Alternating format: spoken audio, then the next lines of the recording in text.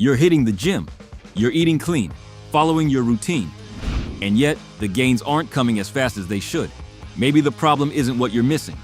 It's what you don't understand. Most people split into two camps. Some say eat more protein. Others say take creatine, that's what changes everything. But what if both are missing the point? Stay with me, because in the next few minutes, we're going to settle this once and for all.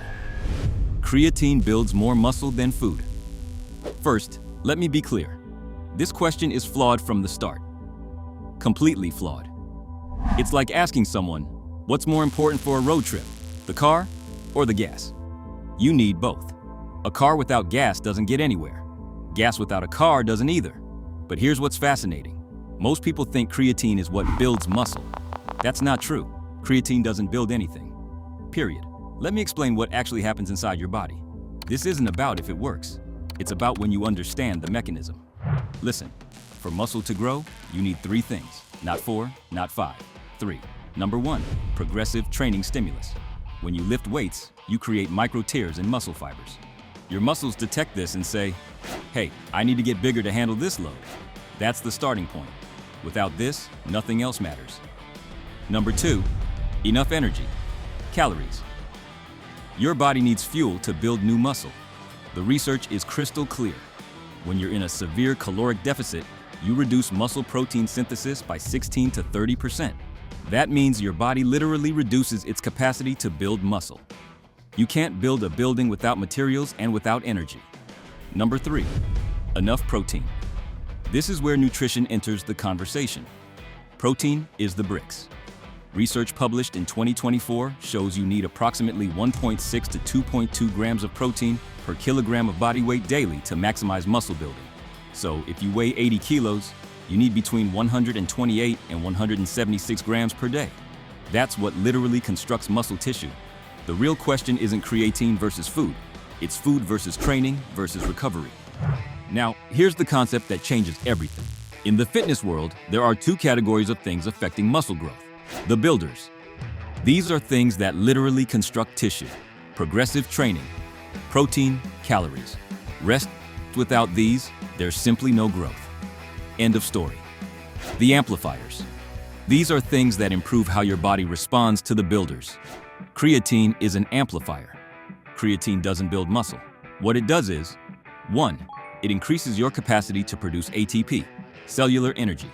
This means during your last reps of an exercise, when you'd normally fatigue, creatine lets you squeeze out 1 or 2 more reps. That's additional training volume. 2. More training volume equals more stimulus equals more muscle response. This is what many people confuse as building muscle. It's not. It's amplifying the window where growth can occur. Without the correct builders in place, the amplifier is useless. Want an example? Someone taking creatine but eating only 1,400 calories when they need 2,500 won't grow. They're missing the materials.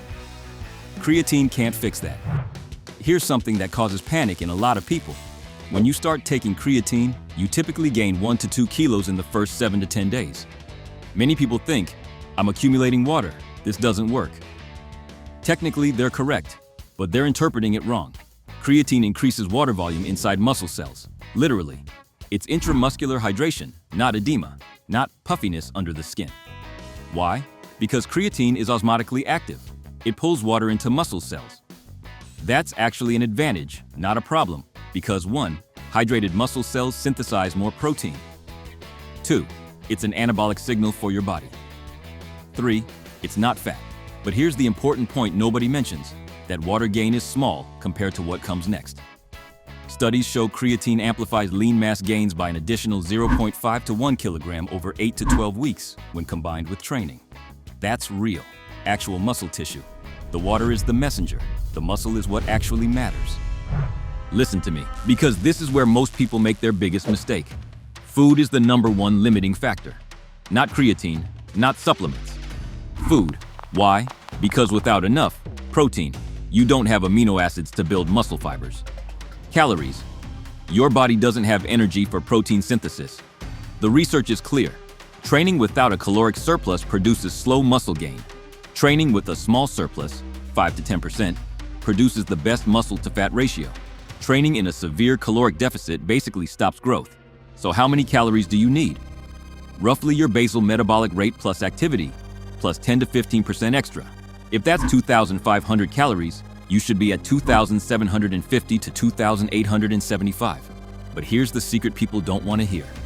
You can't supplement your way around a deficient diet.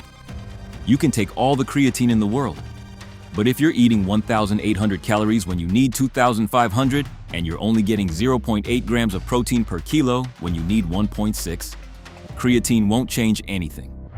This is the myth that kills more gains than anything else. I'll take creatine instead of focusing on eating more protein. No, just no. Creatine is a performance amplifier. It's not a nutrient replacement. It's like a turbocharger on a car. The turbocharger doesn't replace the gas.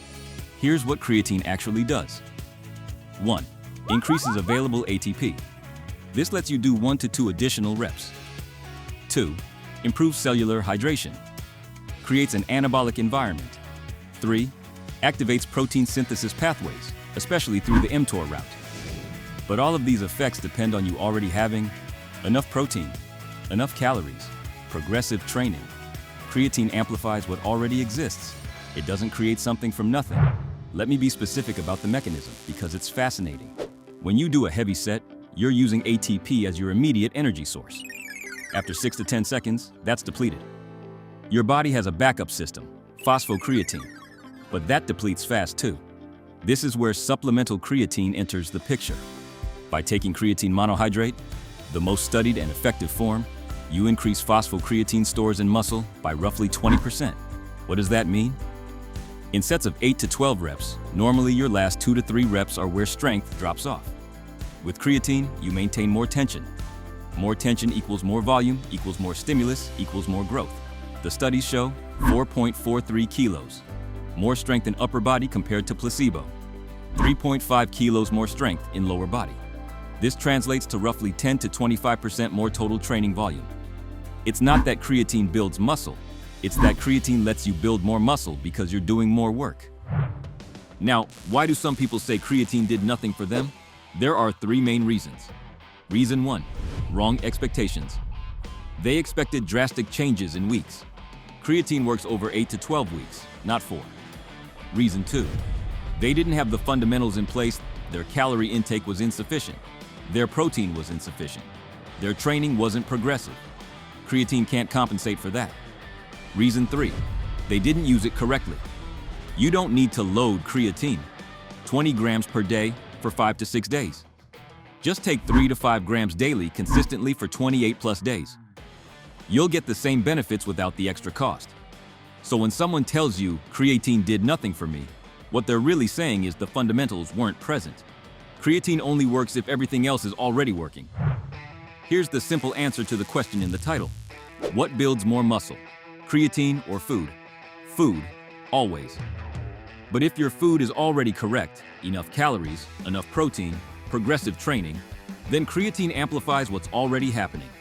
Priority: 1. Train hard with progressive overload. 2. Make sure you're eating enough calories and protein. 3. Then yes, consider creatine at 3 to 5 grams daily.